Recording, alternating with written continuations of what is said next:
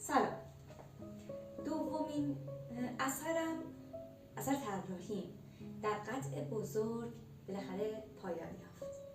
تمام زیبایی هاشو تقدیم کسایی میکنم که عاشقان هنر دوست دارن.